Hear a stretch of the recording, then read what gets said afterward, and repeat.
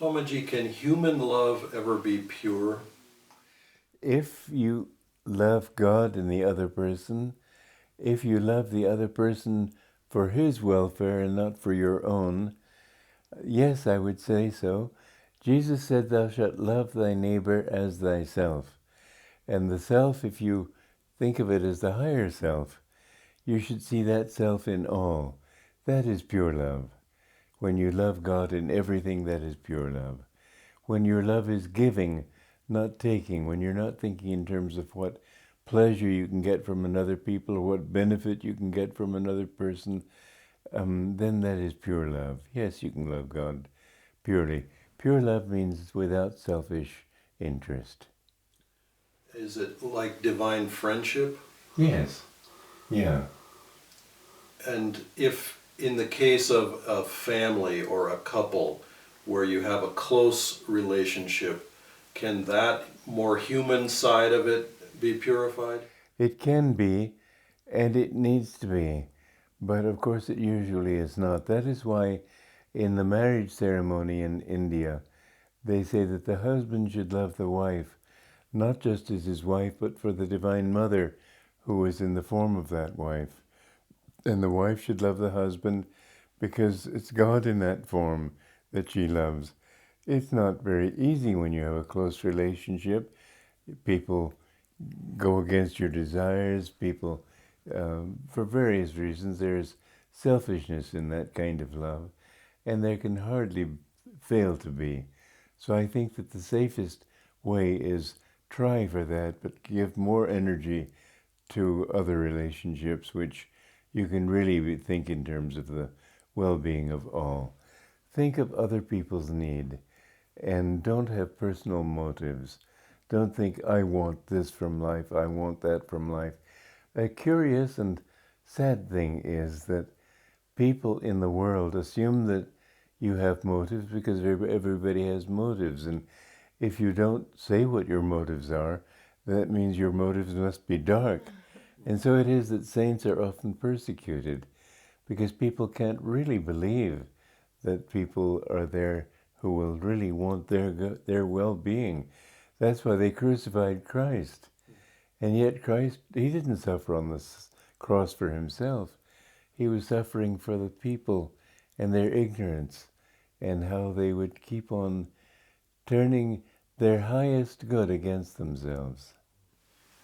Swamiji, you've spoken of heroic love. Can you define what that would be? Heroic love, what is a hero? Somebody who's willing to give his life for others.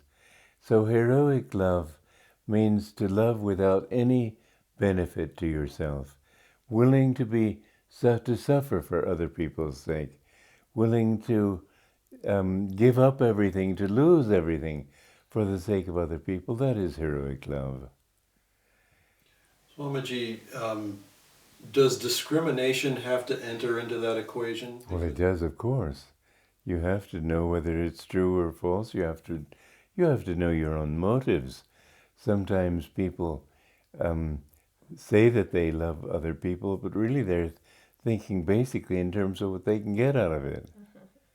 So yes, discrimination is essential in everything. And introspection as well. Yes, I think that this is a very good practice at the end of every day. In the Bhagavad Gita, this is why you see the Bhagavad Gita as a scripture which talks about the battle between the good side and the bad side. But the interesting thing is the beginning of the Bhagavad Gita, the question is asked, what did they? Not what are they doing? In the actual story, Dhritarashtra, the blind mind, is seeing through Sanjay what is happening. But the question asked at the beginning of the Bhagavad Gita is, what did they? At the end of every day, ask yourself, which side won? Was there a time when I was helping somebody, or was I really doing it for myself? Discriminate. You'll develop that ability to the point where you can instantly tell, oh, I'm not doing the right thing now, or I am doing the right thing.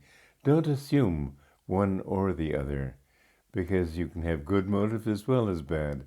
This emphasis on I'm a sinner is not wholesome. It's a negative affirmation, and it'll actually, what it does, it gives you all the excuse you need to go on sinning. So be impartial, but always try to be honest with yourself.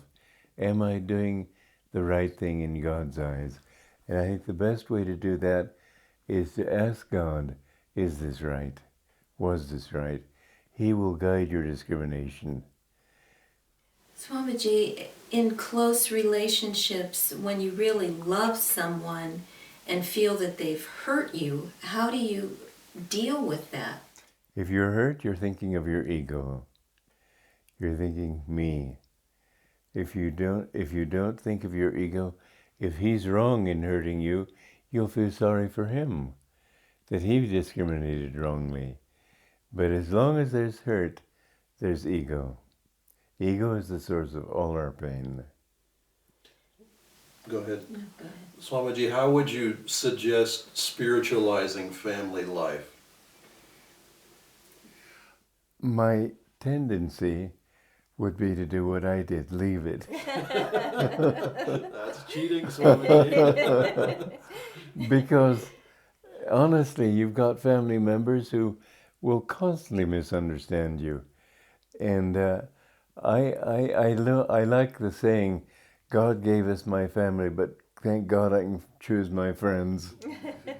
I can't say that my family helped me in my growth toward understanding, because their take on things is constantly based on ego. And you will begin to think that that's the norm. I'd say that if you really are serious, then, well, let's get off that subject. But I guess what I was driving at is encouraging spirituality in children. Yes, I do think that's good. And how to do it, to help them to understand that they are really happier when they do the right thing than when they do the wrong thing. When they hurt another person, they're really hurting themselves. And when they think selfishly, they're really unhappy in themselves. It hurts them. So in that kind of training, that's why we have the Education for Life principle. Not every family member, not every parent is going to have that kind of wisdom. But in our schools, we can develop teachers who do have it. And I think it's very important that these teachers teach children these principles. I was very touched to see a concert last night of our children, and one of them was weeping and all the others were helping. That was very sweet. This is what I think we can develop in schools, but in family, I had a good family. I never even heard of my parents having an argument. They were basically good people, but they were worldly people. I couldn't stand it. I was suffocated. I wanted something more, and I have to say that I'm not the best example, because none of my family members have followed my path. I wish it were so. I wish they had, but they haven't. If you have a relative who is on the path with you, bless you. That's a wonderful thing. But seek your relationships with people who love God. Swamiji, I think another angle of that same question is, how do we, in ourselves, balance daily life with spirituality? Well, we have to think of God. You know, this is one reason why Mother's cooking is usually best, because she cooks with love for the family. Love is a very important ingredient in any food that you eat, and the mother who loves her family will cook with love. But there should be that main ingredient of thinking of others. And you do find happy families, and you do find families where people think that way, even so it's limited. I would say that God and all humanity is my family. This is my take, and I may be wrong. Well, I mean, would you say that respect is as important as love in family life? I'd say that respect was more important, because respect you can always have. There should be respect for another person's right to be wrong. It may not love his decision, but you can respect him for it. Yeah. In family life and all of life, how do we love a particularly difficult person? Well, think in terms of his happiness. Think in terms of what is best for him. Live your life inwardly. There was a saint who said to my guru when he was a young man, "My boy, are you married?" And he said, "No." And the saint said, "Well, you're on the safe side, better stay that way." He himself was married to a very materialistic woman, but he said, "I have escaped her. She doesn't know where I am." It didn't mean he'd run away from home. It meant that in himself he had developed that contact with God that she couldn't touch. So how do you develop that? You have to have an inward life.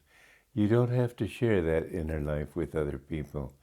And on your part, you can serve them with the right attitude.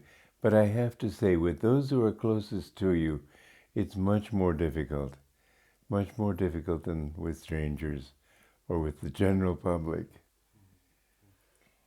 And so in dealing with that kind of relationship, is impersonal love the answer? Well, impersonal love is usually taken as cold love. I don't mean it that way. I mean loving without thinking what you're getting back. Impersonal where you are concerned, not where they're concerned. Be aware of their needs, and if they have emotional needs, respect their emotional needs and try to relate to that. In fact, maturity I define as the ability to relate to other realities than your own. So if you have a sister or a brother or somebody in the family who is always getting moody and upset, respect that reality. Don't try to tell them they shouldn't be that way. That's how they are. Your impersonality means don't take it onto yourself. But you can help other people much more that way, because when you understand their realities, then you enter into that and see it from their point of view and how they can improve that. But in fact, in the family, it's much more difficult. Jesus himself said, a prophet is not without honor except in his own village and in his own home and his own family. And it's very difficult when you see somebody eating the same food you're eating to understand that he's doing it with a very different consciousness.